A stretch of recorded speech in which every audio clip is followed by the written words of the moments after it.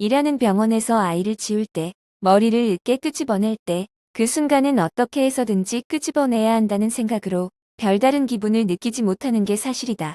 막상 끄집어낸 태아를 보면 여러 가지 생각이 교차하게 마련이다. 아이들은 대부분 이물질이 들어오면 살기 위해 자궁 안을 필사적으로 헤집고 다니기 때문에 여기저기 충격이 가해져 온몸이 시퍼렇게 멍들어 있다. 특히 다리 부분은 시커멓게 죽어 있다. 그런 태아들을 보면 뭐라고 표현해야 할까? 측은함이나 생명의 존엄성 따위보다는 몹시 기분이 나빠진다는 것이 올바른 표현일 것이다. 그 당시 우리 병원 분만실에는 미혼에다 나이 어린 간호사들이 많았는데 그들은 죽은 태아의 처리를 모두 꺼려했다. 그럴 때마다 나는 그 애들을 다그치기보다 차라리 내가 처리하는 게 낫지 않은 생각으로 끝까지 일 처리를 담당했다. 그렇게 꺼낸 태아들은 바로 한지에 싸서 냉동창고에 넣어두면 죽은 태아의 처리를 하는 인부들이 와서 거두어 간다. 골프백과 함께 딸려 나온 태아는 대부분 죽은 상태이기 때문에 처리하기가 쉽지만 손가락으로 끄집어내면 태아가 가끔 살아있는 경우도 있다.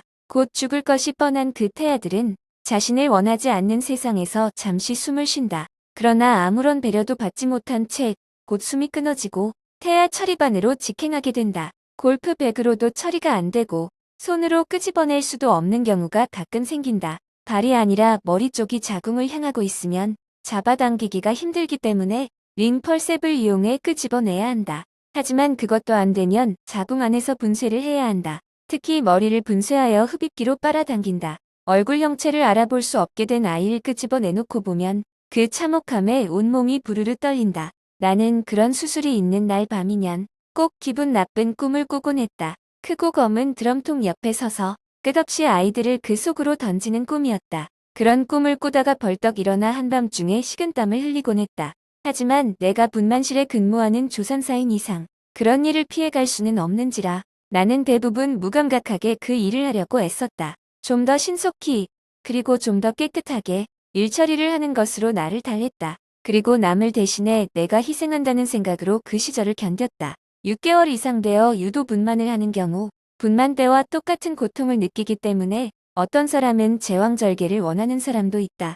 20대 후반인 임신 8개월의 이혼녀는 이제 아이가 필요 없게 되었으니 낙태를 해달라고 망설임 없이 얘기했다. 그러면서 고통을 느끼기 싫으니 아이의 제왕절개로 해달라는 것이다. 8개월인 경우 제왕절개를 하면 아이가 살아있을 확률이 대부분이므로 마취를 심하게 하여 아이를 죽게 한 후 수술한다. 딸이라는 이유만으로 무참히 살해되는 아이들, 개인 병원에 있을 때는 보통 이틀에 한 번은 이런 수술을 했다. 내가 5년 5개월 동안 산부인과에 근무하면서 평균 일주일에 한두 번씩은 유도분만을 통한 낙태아 처리를 했으니 얼마나 많은 아이가 무참하게 죽어가는 일에 힘을 보탰는지 모르겠다. 보통 3개월 이전에 낙태를 하는 사람들은 그래도 지식이 어느 정도 있는 사람들이다. 그들은 임신을 한 것을 속히 알아차리고 깨끗이 처리하기를 원한다. 6개월이 넘어서 유도분만을 통해 낙태를 하려는 사람들은 세 가지 부류로 나눌 수 있다. 첫째는 이미 딸을 둔 부부가 다시 딸을 임신한 사실을 알고 난 후에 낙태를 하는 경우이고, 둘째는 청소년들이 임신한 사실을 몰랐다가 나중에 알게 되어 뒤늦게 병원을 찾는 경우이다. 어느 날 딸들을 가진 부부가 만삭의 몸으로 병원을 찾아와 낙태 수술을 해달라고 말했다. 그들은 생활이 그다지 어려워 보이지도 않았고 또 공부를 많이 한 사람임에 틀림없어 보였다. 딸은 둘이면 충분하니 낙태를 해달라는 것이었다. 그때 그 부인은 9개월이 가까워 오는 시점이어서 배가 남산만했다. 유도분만을 한 후 산모는 회복실로 옮겨갔다. 아기의 얼굴을 한 번도 보지 않은 채 그렇게 해서 태어나는 아기들은 대부분 여러 가지 충격에 의해서 죽게 마련이나 그 아기는 살아있었다. 죽어야 할 아기이므로 태어나면 누구도 전혀 신경을 쓰지 않는다. 간호사들이 약이나 주사기를 담는 스테인레스 통을 바트라고 부르는데 거기다 담아서 한쪽에다 밀어놓는다. 그날 유도분만으로 태어난 아기도 아무런 조치도 취하지 않고 그대로 밀어놓았다. 우유도 안 주고 목욕도 시키지 않았다. 그렇게 방치하면 대부분의 아기들은 곧 죽게 마련이다. 그런데 다른 병실을 둘러보고 돌아와 보니 어린 간호사들이 난리가 났다. 3시간이 지났는데도 아기가 살아있다는 것이다. 아주 드문 경우였다. 나는 곧바로 아기에게 달려가 보았다. 쌕쌕하면서 숨소리를 내는 그 아기는 분명 살아있었다. 순간 이 아기를 살려 입양기관에 보내야겠다는 생각이 들어 아기를 더운 물에 씻기고 배꼽 처리를 한 다음 인큐베이터에다 넣었다. 3시간 동안 방치되어 있었던지라 아기의 몸이 얼음장처럼 차가웠다. 그래서 따뜻한 물주머니를 만들어 발치와 몸 위에 올려놓았다. 그 아기가 살아나기를 간절히 바라면서 집으로 돌아왔는데 밤 10시쯤 전화가 왔다. 아기가 죽었다는 것이다. 그 아기를 처리하기가 무서운 간호사들이 내게 전화를 한 것이다. 부랴부랴 달려가 보니 아기는 가련하게도 죽어 있었다. 나는 그 아기를 정상적으로 태어났다가 죽은 아기와 마찬가지로 솜으로 여기저기 맞고 잘 싸서 냉동창고에 넣어 주었다.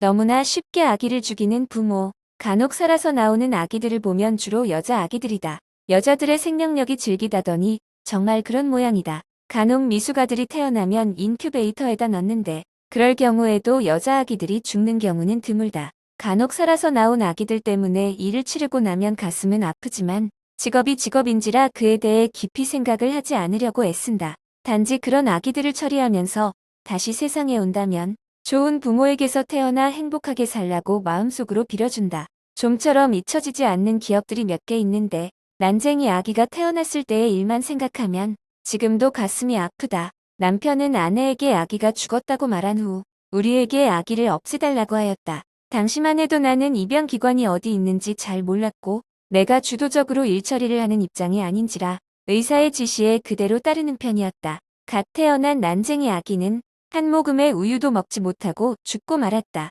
부모가 원하지 않는 아기이므로 병원에서는 그들이 원하는 대로 해줄 수밖에 없는 것이다. 밭에 넣어 그냥 두면 그 아기는 그대로 죽어버리고 만다.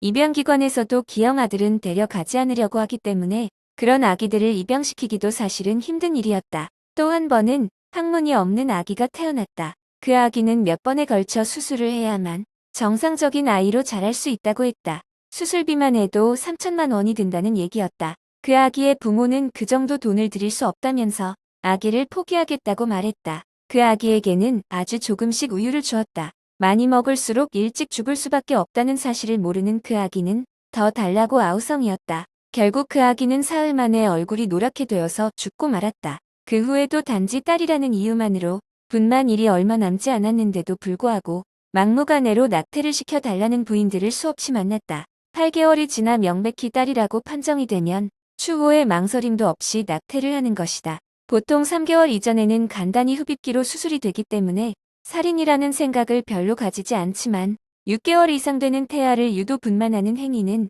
명백한 살인 행위임을 부인할 수가 없다. 나는 눈, 코, 입이 선명한 데다 손발이 버젓이 있는 그 아기들을 끄집어낼 때마다 아기를 살인했다는 생각을 지울 수 없었다. 조금 작을 뿐인 그 아기들은 갓 태어난 신생아와 다를 바가 별로 없었다. 가방을 들고 병원을 찾는 고등학생들도 유도 분만을 통해 낙태하는 경우가 많다. 청소년들이 임신을 하는 때는 주로 크리스마스와 바캉스철이다. 임신 중절 수술을 하러 오는 아이들의 달수를 따져보면 대부분 그때 임신한 것을 알 수 있다. 그 아이들은 오랫동안 망설이다가 다급해지면 달려와서 울면서 낙태를 시켜달라고 말한다. 그때는 경비가 많이 들기 때문에 주로 어머니와 함께 와서 낙태를 하게 된다. 당시만 해도 간단한 낙태 수술은 6만 원 선이었고 유도분만은 50만 원 선이었다.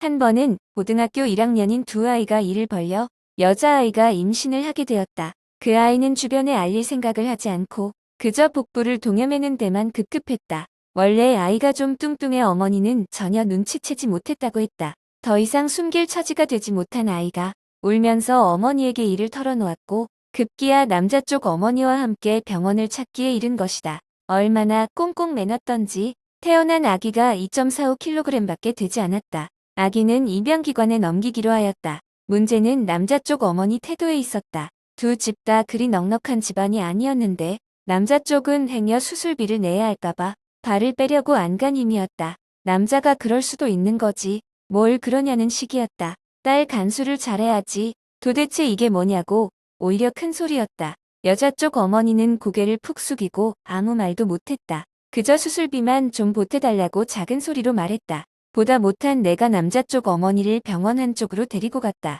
당신 아들은 아무 고통도 당하지 않는데 저 집 딸은 어떠냐? 평생 고통 속에서 살아야 한다. 분만의 고통이 얼마나 큰지 아느냐? 그리고 10개월간의 악몽이 지워지겠느냐? 돈 몇 푼이 아까워 아픈 사람을 더 아프게 해서 되겠느냐? 내가 마구 다그치자 그제야 아주머니는 잠잠해졌다. 나는 악착같이 남자 쪽 어머니에게 수술비를 받아냈다. 단 한 번의 실수라던 말대로 천여막의 잔재가 고스란히 남아있는 그 여학생이 치근하기 그지없었다. 병원에 있으면 별별 일이 다 많다. 날이 갈수록 사람들의 얼굴이 두꺼워지는 걸 느낄 수 있다. 가방을 들고 친구들과 삼삼오오 떼지어 병원으로 들어오는 고등학생들을 보면 한숨이 절로 나온다. 그 아이들은 수술하러 들어가는 아이를 무슨 환송식을 하듯 뒤에서 제잘거린다. 그리고는 수술이 끝나고 나면 간단한 주사라도 한 방 맞고 나온 것처럼 대단찮게 여기며 아팠니?